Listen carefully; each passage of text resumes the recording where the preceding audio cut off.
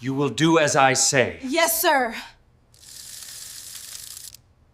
Before we dive in, don't forget to subscribe, like, share, and comment down below. Tell me, where are you watching from? I love seeing how far this story reaches around the world. Now let's step into a world where love and danger walk hand in hand. It was almost midnight when the mansion lights flickered on. The grand estate stood like a sleeping giant on the hill, overlooking the town beneath it. To the world, Alexander Draven was a wealthy and mysterious entrepreneur. Untouchable, untamed, and undeniably powerful. But behind closed doors, his secret was darker than anyone could imagine. Alexander was a vampire. For centuries he lived without companionship, his life a rotation of endless wealth, business, and shadows. He had seen kingdoms rise and fall, watched lovers cling to each other and then be claimed by time, and he had sworn never to attach himself to anyone ever again. But fate is cruel. Fate does not listen. Fate laughs. And fate sent him her.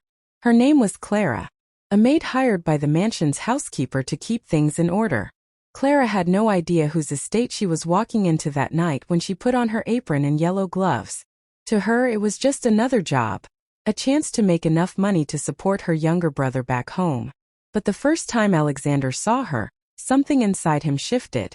She was not like the other humans who came and went through his life. Her presence had a quiet strength. Her eyes, large, brown, and filled with determination, made him hesitate in a way he hadn't in centuries.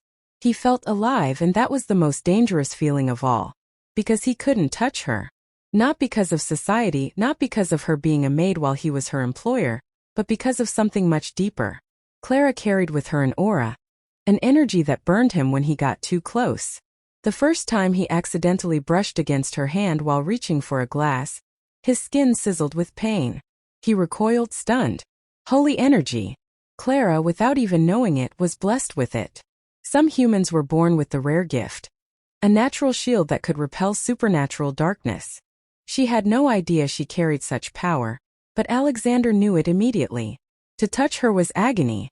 To kiss her would be impossible. To drink her blood fatal. Yet he couldn't stay away.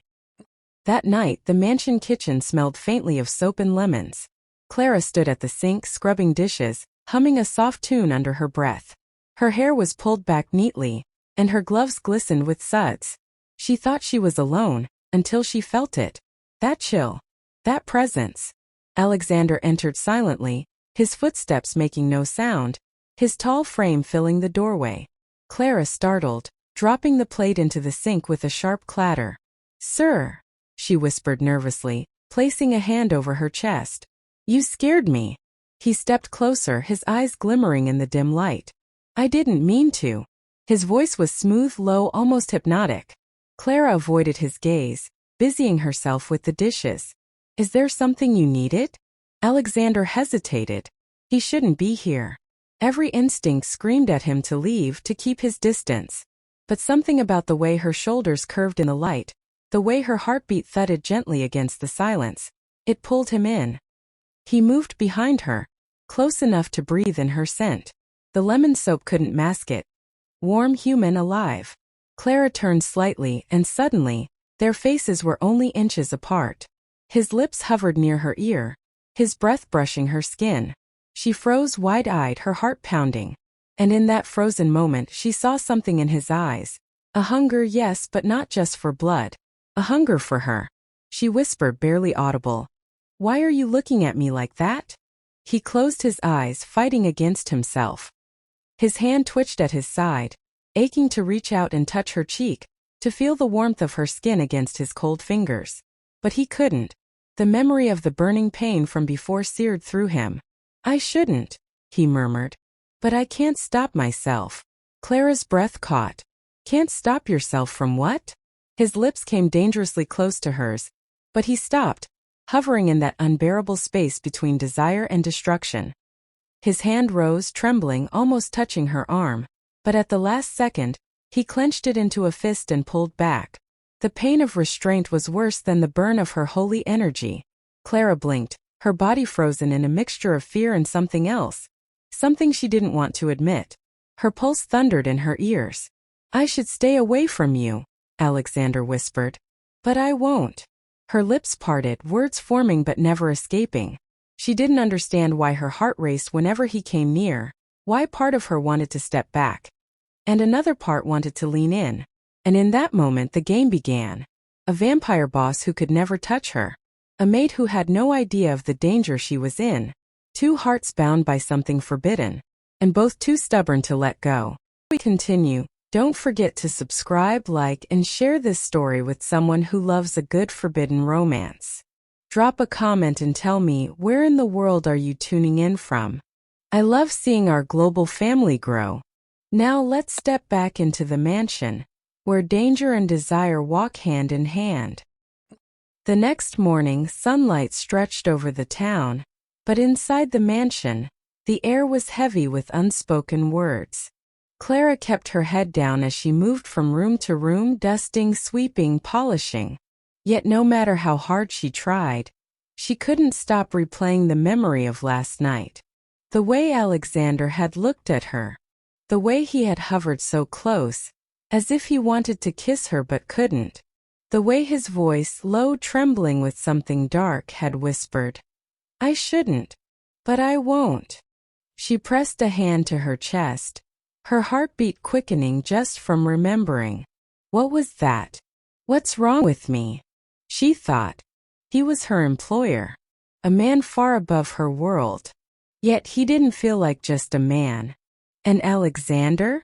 He hadn't slept. For hours he paced the mansion halls like a restless predator.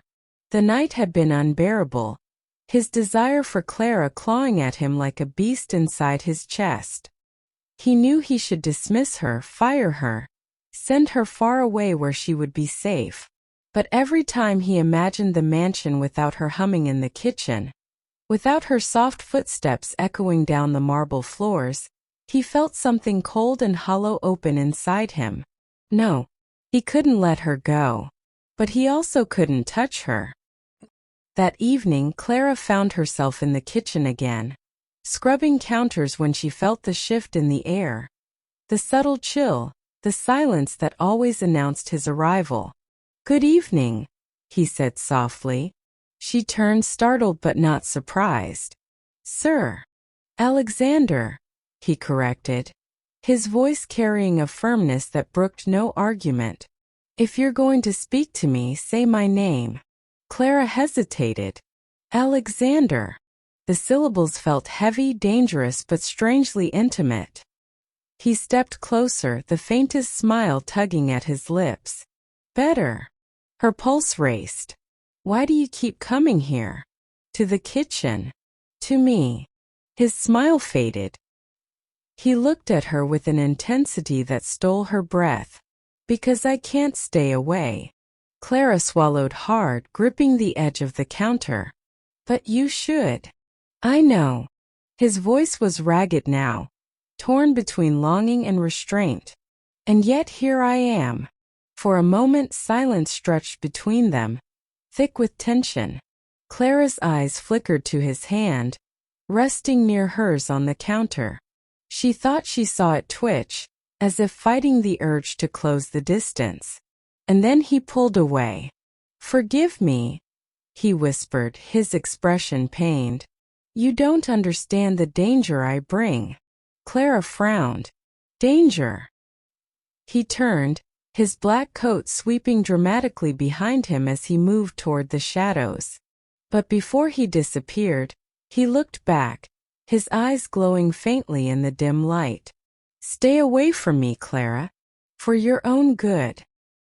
But of course she didn't. Days passed and the mansion's routines carried on. Yet Clara found herself drawn to him, as if curiosity itself were pulling her closer to the truth.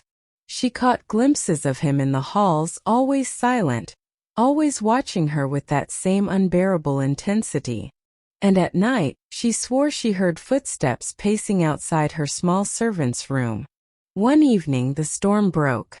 Clara was carrying linens down the corridor when the lights flickered and died. Thunder cracked across the sky, and the hallway plunged into darkness. She gasped, clutching the bundle of sheets when suddenly she felt it, the chill. "Alexander!" she whispered into the dark. From the shadows his voice came strained, urgent. You shouldn't be here. Lightning flashed, and for a heartbeat she saw him. His eyes glowing, his fangs glinting faintly in the sudden light. Clara stumbled back, the linens falling from her arms. You! She breathed, her voice shaking. What are you? He closed his eyes as if in pain. The thing you should fear most. But Clara didn't run. Instead she stepped closer. If you're so dangerous, then why do you keep protecting me?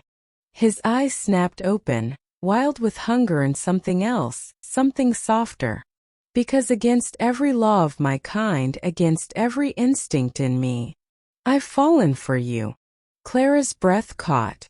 Her mind screamed at her to run, but her heart betrayed her. You can't, she whispered. You can't feel that for me. I can't touch you, he said bitterly, lifting a hand that trembled as it hovered inches from her cheek. But I can't stop loving you. Another flash of lightning illuminated them both, frozen in that forbidden moment. His hand shook, yearning to close the gap, but he stopped just shy of her skin. The burn would destroy him. And yet, the ache of not touching her was already tearing him apart. Clara's eyes softened, her fear melting into something else. Pity, maybe even longing. Alexander, she whispered.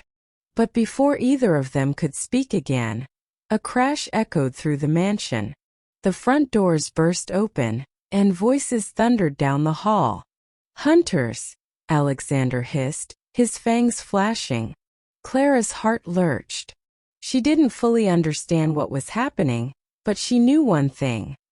Whatever danger he was talking about had just arrived.